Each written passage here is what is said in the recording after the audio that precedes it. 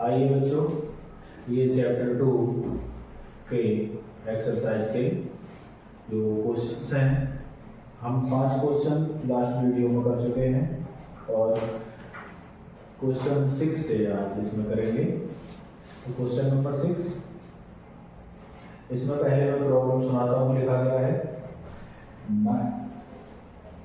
हरजीत,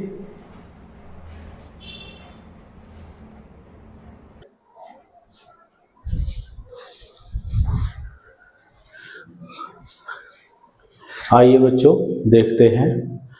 ये class 12th में physics में चैप्टर 2 विभव एवं धारिता, पोटेंशियल एंड कैपेसिटी। तो इसमें 5 प्रॉब्लम हमने लास्ट वीडियो में बनाई है और प्रॉब्लम नंबर 6 से आज करेंगे। पहले मैं प्रॉब्लम पढ़ूंगा, उसके बाद उसे सॉल्व करेंगे। तो प्रॉब्लम नंबर 6 है, 9 पिकोफैरड धारिता के 3 कंडेंसर को श्रेणी क्रम में जोड़ा गया है। 3 कंडेंसर हैं जिनकी कैपेसिटीज हैं 9 पिकोफैरड, दूसरे कंडेंसर की भी 9 पिकोफैरड और तीसरे की भी 9 पिकोफैरड, सीरीज में जुड़े हुए हैं, श्रेणी क्रम में जुड़े हुए हैं। ये C2, यह C3। तो पार्ट ए, फर्स्ट पार्ट में पूछा है संयोजन की कुल धारिता क्या है। कुल धारिता C। इसमें हम क्या करेंगे, श्रेणी क्रम है,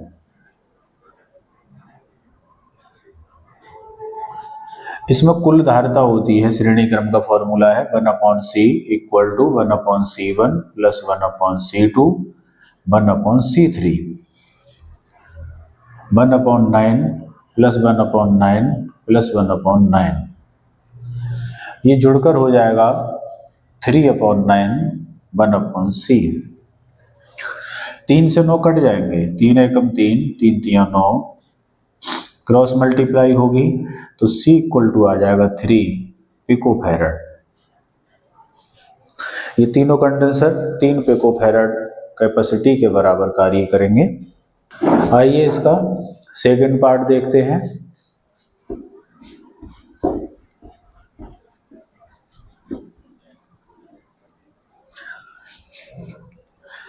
सेकंड बी पार्ट में पूछा है कि अगर इन तीनों कंडेंसर को सप्लाई 120 वोल्ट की सप्लाई दे दें,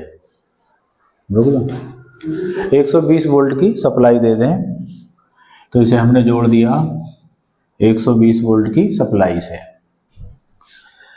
तो प्रत्येक संधारित्र पर क्या विभवांतर होगा, what is the potential difference at every condenser. इनका अलग अलग पोटेंशियल डिफरेंस पूछा है। पोटेंशियल डिफरेंस के लिए हमको इसमें चार्ज चाहिए, आवेश। तो आवेश लिखेंगे Q = CV। टोटल C हमारा आया था 3, V कितना है 120, 12 तिया 36, 360। चार्ज होता है कूलॉम, लेकिन यहाँ पिको फैरड में कैपेसिटी है तो ये आएगा पिको कूलॉम। इतना चार्ज यहाँ से निकलेगा 360। यही चार्ज इसमें जाएगा, यही इसमें जाएगा, यही इसमें जाएगा। तो इनके अलग अलग पोटेंशियल क्या होंगे वो देखिए। V = Q/C, इसी फॉर्मूले से V = Q/C, C अपॉन में आ जाएगा। पहले कंडेंसर के लिए लगाएंगे तो यहाँ 1, यहाँ 1, Q 360, C1 9, 9 बन जा 9, 9 चौक 36, कितना आया 40 वोल्ट। दूसरे कंडेंसर पर देखेंगे V2 = Q/C2, Q 360, C2 का मान 9, 9 से फिर 9 बन जा 9, 9 4 जा 36, 40 वोल्ट। तीसरा कंडेंसर, उस पर वोल्टेज Q/C3, Q 360, C3 का मान 9, 9 4 जा 30, 40 वोल्ट। चूंकि तीनों कंडेंसर इक्वल कैपेसिटी के थे, इसलिए तीनों पर वोल्टेज बराबर आएगा। यही हमारा आंसर हो जाएगा।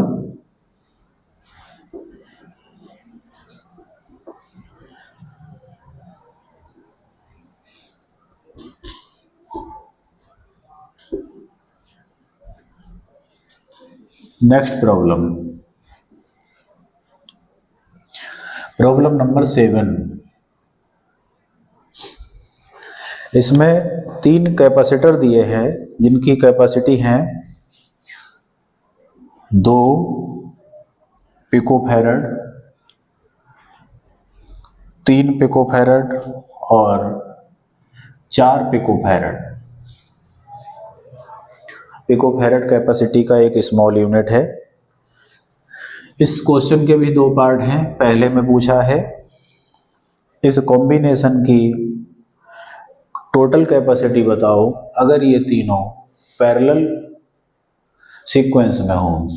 पैरेलल को हिंदी में कहते हैं समांतर क्रम या पार्श्व क्रम, इंग्लिश में कहते हैं पैरेलल। तो पैरेलल में कैपेसिटी जुड़ती है सीधे सीधे, C1 + C2 + C3।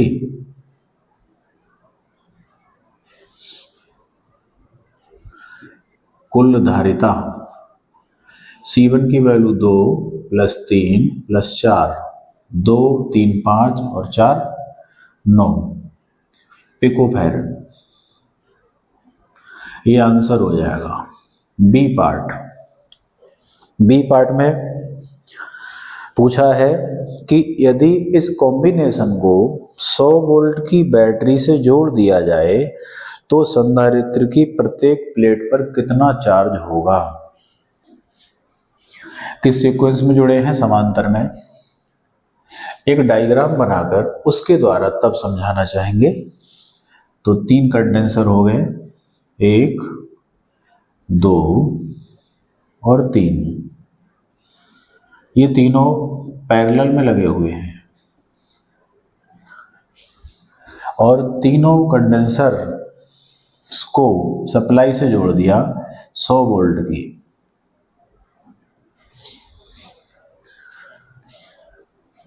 यहां से चार्ज चलेगा, टोटल चार्ज Q।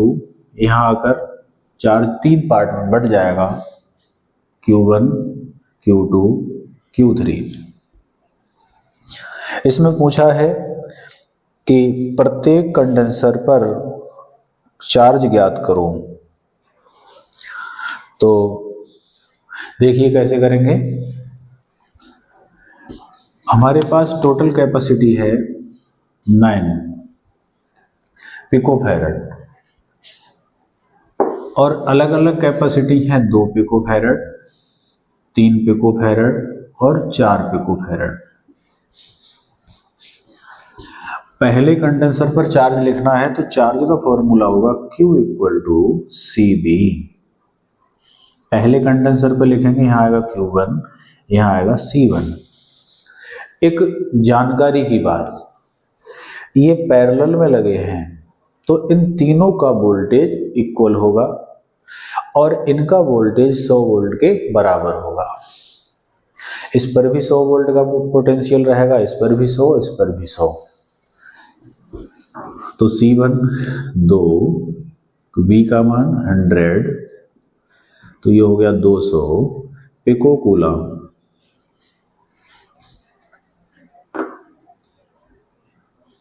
आंसर।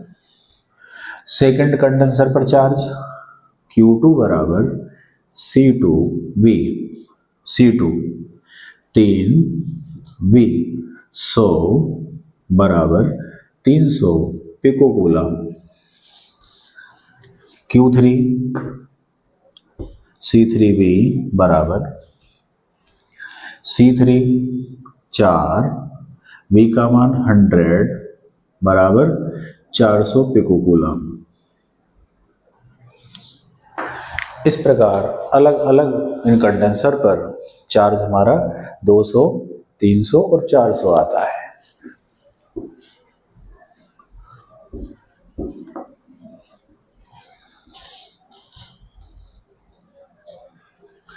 ये क्वेश्चन हमारा कंप्लीट होता है, आंसर हो गया इसका। कोई problem number 8, 8वां question.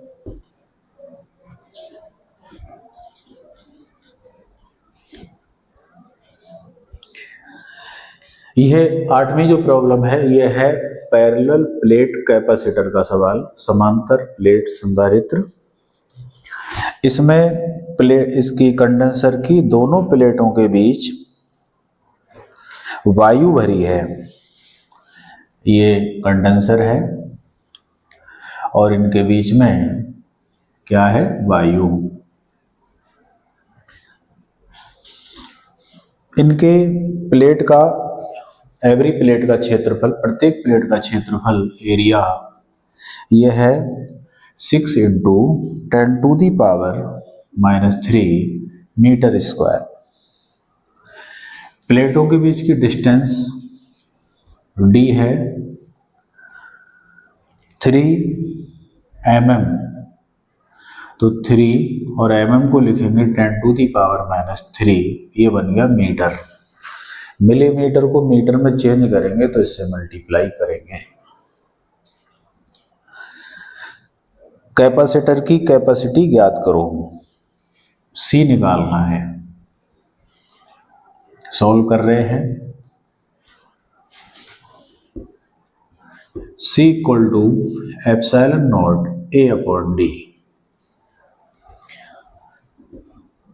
Epsilon not constant है, इसकी वैल्यू एग्जाम में भी दे रखी होती है, पेपर में कांस्टेंट की वैल्यू दे रखी होती है।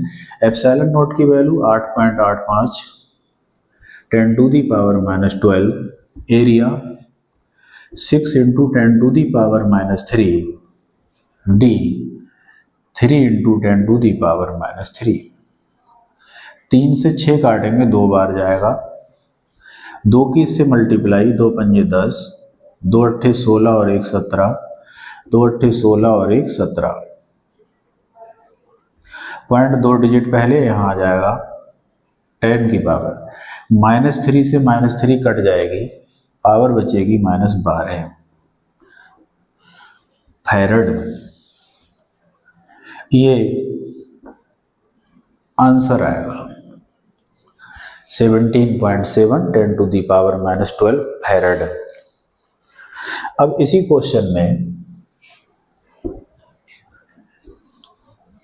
एक सेकंड ऑप्शन जोड़ते हैं। कैपेसिटी आ गई 17.7 10⁻⁻12 फैरड। इसमें जोड़ा कि यदि इस कंडेंसर को 100 वोल्ट की सप्लाई से जोड़ दें तो इसकी प्रत्येक प्लेट पर कितना चार्ज होगा।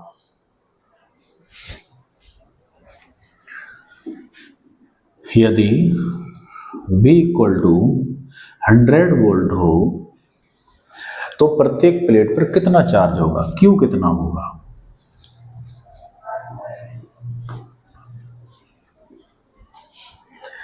इसे देखें तो हम लिखेंगे Q इक्वल टू CV और C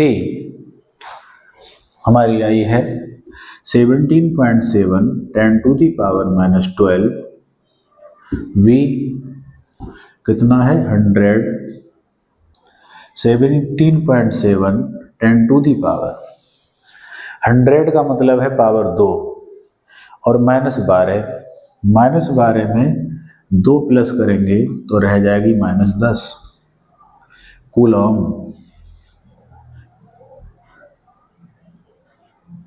इतना चार्ज होगा, ये आंसर होगा।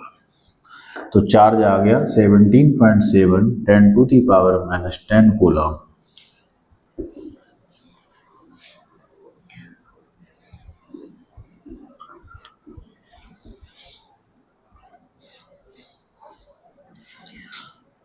प्रॉब्लम नंबर 9,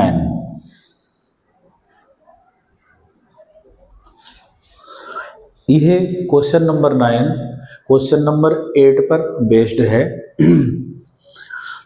इसमें कहा गया है कि यदि इस कंडेंसर की प्लेटों के अंदर कोई डाइइलेक्ट्रिक मीडियम भर दें, जैसे मोम, प्लास्टिक, कांच, ये कुछ भर दें, और डाइइलेक्ट्रिक मीडियम का डाइइलेक्ट्रिक कांस्टेंट दिया है 6, तो स्पष्ट कीजिए क्या होगा जब पार्ट फर्स्ट बोले, एक तो इसमें डाइइलेक्ट्रिक मीडियम भर दिया और इस कंडेंसर से सप्लाई जुड़ी रहे, तो क्या होगा। अगर किसी कंडेंसर को सप्लाई से हम जोड़े रखेंगे तो उस पर वोल्टेज वही रहेगा जो सप्लाई का है। तो वोल्टेज उसका कितना रहेगा, सप्लाई का वोल्टेज था 100, तो कंडेंसर का वोल्टेज भी कितना रहेगा 100, और कंडेंसर पर चार्ज की जो क्वांटिटी होगी वो कितनी होगी, वो बढ़ जाएगी। कोई कंडेंसर हम डाइइलेक्ट्रिक भरने के बाद अगर चार्ज करते हैं तो वह वायु की कंपेयर में डाइइलेक्ट्रिक होने पर ज़्यादा चार्ज को कलेक्ट करेगा। तो कितना चार्ज हो जाएगा, कैसे मल्टीप्लाई हो जाएगी 6 इंटू, और ये पुराना चार्ज था 17.7 10 टू दी पावर -10, 6 से मल्टीप्लाई करेंगे, 6 सत्ते 42, हासिल लगे 4, 6 सत्ते 42 और 4 46, 4 6 एकम 6 और 4 10, पॉइंट एक डिजिट पहले, तो इसमें आ जाएगा 106.2 into 10 to the power -10 coulomb, या हम लिख सकते हैं 1.06। ये पॉइंट 2 डिजिट इधर हटेगा तो पावर प्लस की 2 और ऐड हो जाएगी, तो पावर रह जाएगी -8 कूलम। इतना चार्ज होगा और वोल्टेज यही रहेगा। इसका पार्ट बी,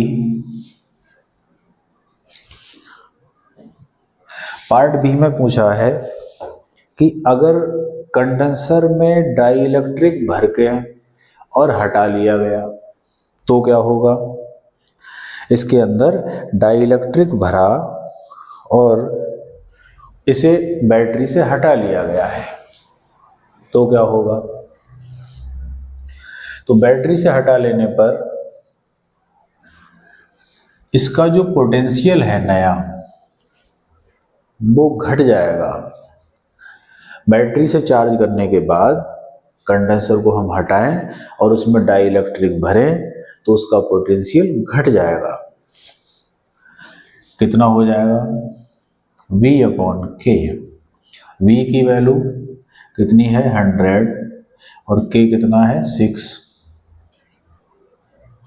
6 से डिवाइड करेंगे, 6 एकम 6, 4 बचा 6 छक 36 और 6, तो नया वोल्टेज ये होगा।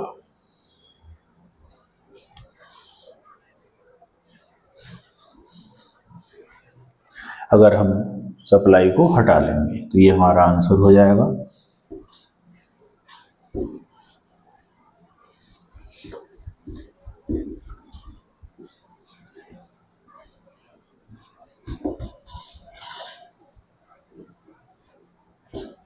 Problem next, question number 10।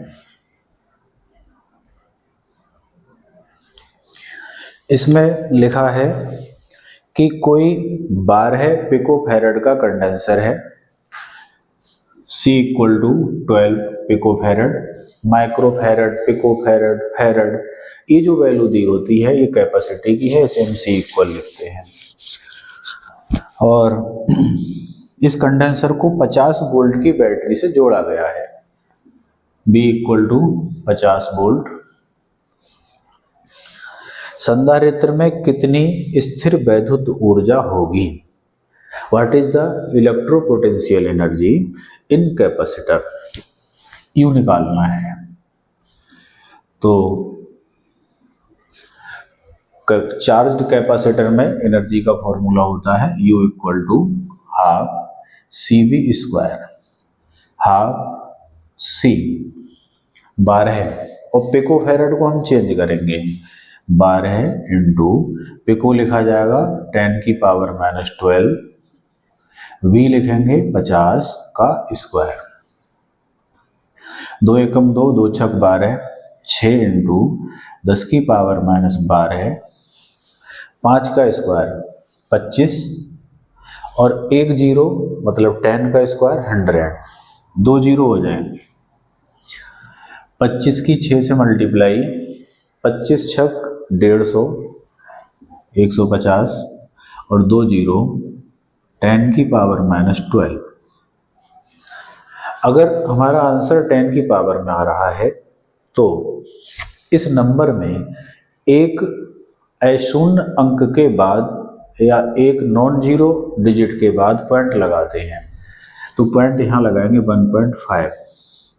इधर से डिजिट गिनो, 1 2 3 4, तो 4 पावर प्लस की यहाँ से आएगी और वो इसमें ऐड हो जाएगी। 1.5 10 टू दी पावर, 12 में से 4 घटी तो बची 8, माइनस के ज़्यादा हैं, माइनस की 8 बचेगी और ये आंसर हो जाएगा।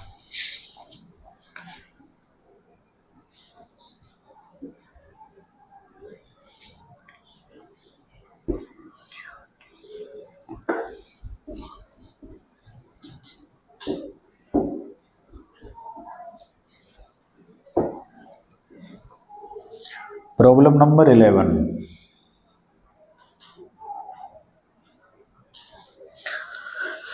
एक 200 वोल्ट सप्लाई से 600 पिको फैरड का कंडेंसर जोड़ा गया है। सप्लाई है 200 वोल्ट, कंडेंसर जोड़ा गया है 600 पिको फैरड कैपेसिटी का, इसे चार्ज किया गया,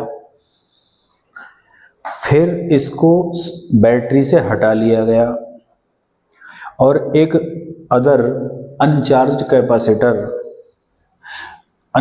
कैपेसिटर जो है उसकी कैपेसिटी वोल्टेज क्या लिखेंगे हम, 0, और उसकी कैपेसिटी कितनी है, 600 के साथ जोड़ दिया गया। तो इस प्रोसेस में कितनी एनर्जी लॉस होगी? डायग्राम की हेल्प से बता रहे हैं। ये है एक बैटरी और इससे जोड़ा गया है एक कंडेंसर, कितने वोल्ट की है, 200। एक पेयर दिखाएंगे तो सेल, एक पेयर से ज़्यादा दिखाएंगे सेलों को तो बैटरी होगी, प्लस माइनस प्लस माइनस। तो ये 200 वोल्ट की बैटरी है, ये कैपेसिटर है 600 पिको फैरड। तो बैटरी क्या करेगी, इसको चार्ज कर देगी। अब बैटरी से चार्ज करने के बाद इसको हटा लिया गया। इस चार्ज कैपेसिटर को एक अनचार्ज्ड कैपेसिटर से जोड़ दिया गया। तो जब चार्ज कैपेसिटर को अनचार्ज कैपेसिटर से जोड़ेंगे तो जैसे भरे बर्तन के पानी को पाइप से जोड़ दें खाली बर्तन से तो पानी जाने लगता है, वैसे ही इसका चार्ज इसमें आने लगेगा। जब चार्ज तार में चलेगा, वायर में चलेगा, तो करंट फ्लो होगी और उसके कारण वहाँ एनर्जी लॉस होगी, तार गर्म पड़ेगा, ऊष्मा उत्पन्न होगी, एनर्जी लॉस होगी, वो पूछी गई है। तो देखेंगे कैसे करना है। एनर्जी लॉस, ऊर्जा हानि, delta U equal to 1/2 C1 C2 upon C1 plus C2 bracket B2 minus B1 का स्क्वायर, या यहाँ भी लिख सकते हैं B1 माइनस B2 का स्क्वायर। कोई फर्क नहीं पड़ेगा, निगेटिव बचेगा भी तो स्क्वायर होकर पॉजिटिव हो जाएगा।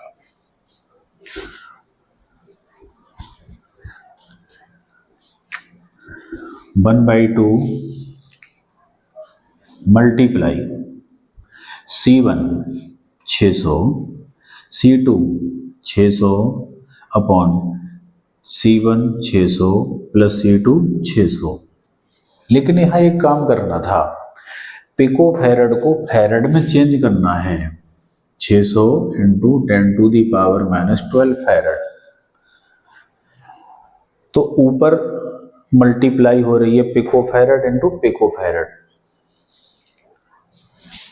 तो ऊपर डबल पिको फैरड हो गए, तो 10 की पावर, या मैंने लिख दिया double pico farad PF into PF,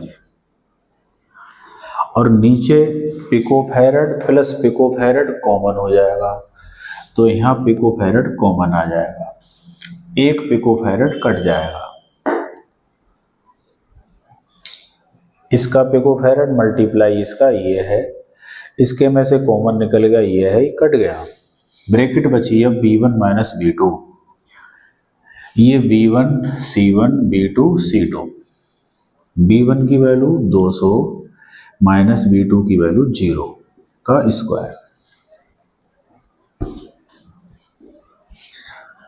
इसे सॉल्व कर लेंगे। डेल्टा U 1/2 6 इंटू 6 36, 4 जीरो को 10 की पावर 4 लिखा, पिको फैरड को 10 की पावर माइनस 12, 200 का स्क्वायर, 200 में से 0 गया 200, और 200 का स्क्वायर देखिए क्या होगा, 2 का स्क्वायर 4 और 2 जीरो की स्क्वायर करेंगे 10 की पावर 4, 600 प्लस 600 कितने हो गए 1200।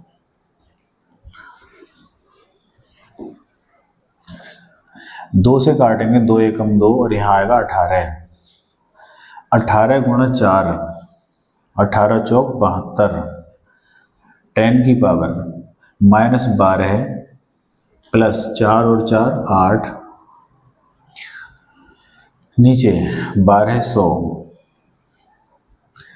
12 के टेबल में 72 आता है, तो काटेंगे 12 एकम 12, 100 हो गए, 12 छक 72, तो ऊपर आता है 6 मल्टीप्लाई 10 की पावर, 12 में से 8 गए तो बचे 4 इसके, माइनस 4, और ये 100 ऊपर जाएंगे तो 10 की पावर हो जाएगी -2। आंसर आएगा 6 into 10 to the power -6 joule. इस प्रकार हम एनर्जी निकालेंगे। ये एक्सरसाइज में 11 क्वेश्चन थे।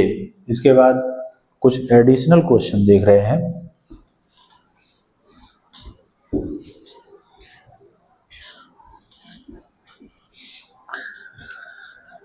एडिशनल प्रॉब्लम, एक एडिशनल प्रॉब्लम है हमारी, उसको देखना। यह एक्स और वाई एक्सिस का सिस्टम है, एक्स एक्सिस, वाई और जेड एक्सिस, ये ओरिजिन है। तो मूल बिंदु पर कोई चार्ज रखा है यहां पर 8 mc, 8 मिली कूलम ये चार्ज रखा है यहाँ, और कुछ पॉइंट के कोऑर्डिनेट्स दिए हैं। एक पॉइंट है P 003, तो वो जेड एक्सिस पर होगा 003, ये P पॉइंट है। दूसरा पॉइंट है R 069, तो 069 ये कहीं यहां कहीं होगा 069, एक Q पॉइंट है। इस पॉइंट को R कहा गया है। और तीसरा पॉइंट है 040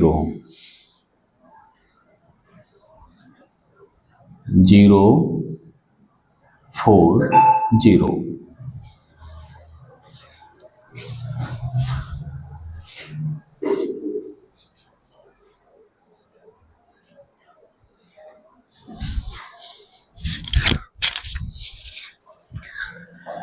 देखिए इस पॉइंट में तीसरे नंबर पर वैल्यू दी है, तो ये जेड एक्सिस पर होगा। इसमें बीच के सिचुएशन में वैल्यू है, ये वाई एक्सिस पर होगा। इसमें वाई और जेड की वैल्यू दी है, तो ये वाई जेड प्लेन में होगा, वाई एक्सिस और जेड एक्सिस के बीच में होगा। करना क्या है, एक -2 इंटू 10⁻⁻⁹ इतना कोई चार्ज है, उसे पी पॉइंट से आर पे होते हुए क्यू पर लेके गए हैं। पी पॉइंट से इसमें लिखा है कि इस पॉइंट चार्ज ऑब्जर्विंग चार्ज को, परीक्षण आवेश को पी पॉइंट से आर से होते हुए क्यू तक पहुंचते हैं।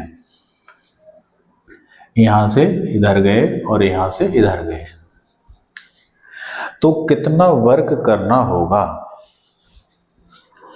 वर्क होता है V2 minus V1 into Q not. तो क्यू नॉट तो ये है जिस चार्ज को चला रहे हैं। V2 V1 हमें मिल जाए तो हम प्रॉब्लम को सॉल्व कर सकते हैं। तो कैसे निकालेंगे V1 V2, वो देखने की बात है। हमने लिखा V1 बराबर K Q upon R1। K constant है, इसकी वैल्यू है 9 इंटू 10⁻⁹। Q ये चाल 8 इंटू 10⁻⁻³ मिली कूलाम में 10⁻³ लगाएंगे। R1 पहला पॉइंट का कोऑर्डिनेट है 003, तो इसमें 3 लिया जाएगा और ये सब सेंटीमीटर में दिए हैं, तो R1 की वैल्यू आएगी 3 इंटू 10⁻⁻² मीटर में चेंज कर दिया। 3 से काटेंगे, 3 एकम 3, 3 तिया 9, तो ये हो जाएगा 3 गुणा 8 24 इंटू 10⁻9 में से 3 गई 6 और ये 2 ऊपर जाएगी तो हो जाएगी प्लस की 2। V1 equal to 24 into 10⁸ volt. इसी प्रकार हम दूसरा पॉइंट का पोटेंशियल निकालेंगे। दूसरे पॉइंट का पोटेंशियल हो जाएगा K Q upon R2। K की वैल्यू 9 इंटू 10⁻⁹।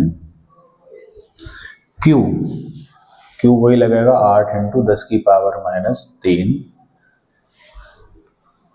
और अपॉन R2 में डिस्टेंस लगेगी 4, ये वाली 4 इंटू 10⁻²। सेंटीमीटर को मीटर में बदल दिया। 4 से 8 काटेंगे, 2 बार गए, 2 नेम 18, यहाँ आएगा 18, 10⁻9 में से 3 घटी 6 प्लस 2 जुड़ जाएगी।